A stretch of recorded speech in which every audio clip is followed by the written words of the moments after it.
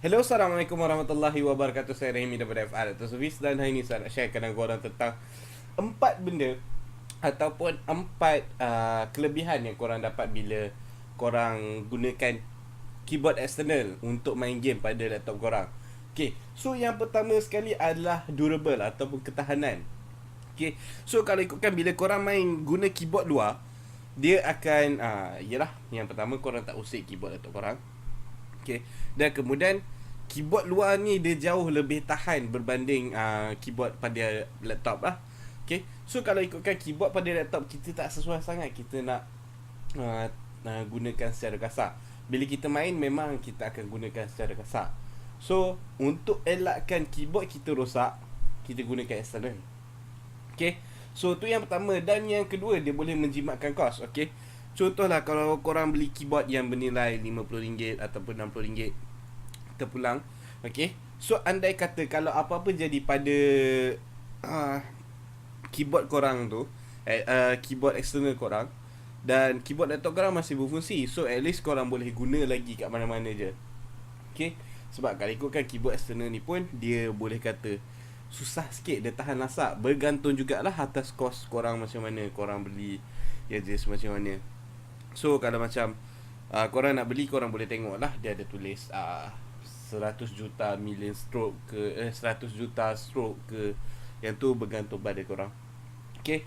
Dan yang ketiga adalah dia memuaskan, satisfying boleh kata. Kalau macam korang spend lebih sikit, mungkin dalam 150, korang boleh dapat keyboard mechanical. So bunyi dia pun sedap je dengar kan. So yang tu kalau ikutkan, yang ni bukanlah kelebihan sangat pun. Yang ni pendapat individu je lah. Okay. Dan yang terakhir sekali, kelebihan makro.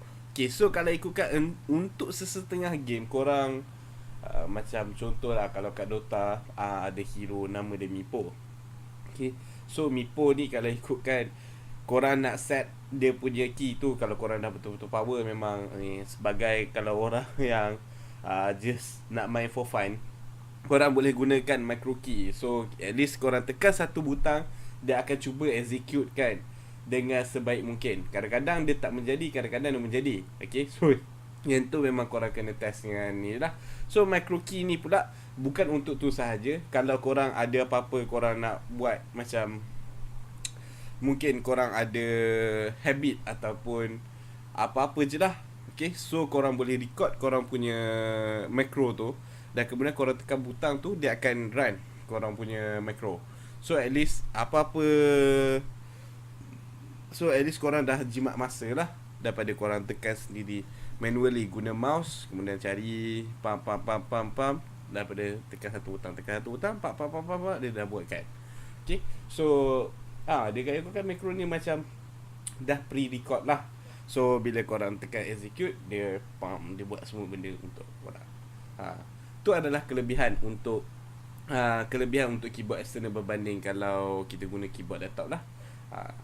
Dan mungkin yang terakhir sekali, kalau korang guna keyboard external berbanding keyboard laptop, korang boleh elakkan keyboard laptop korang rosak. Tu pun salah satu jugalah. So kalau korang dapat elakkan keyboard laptop korang rosak, at least apa-apa jadi, kalau korang macam nak pergi kelas ke, so at least korang dah tak perlu risau lah, korang boleh type macam biasa je. Okay. So sampai sini saja video untuk hari ni. Assalamualaikum warahmatullahi wabarakatuh. Saya Remy, saya Nana.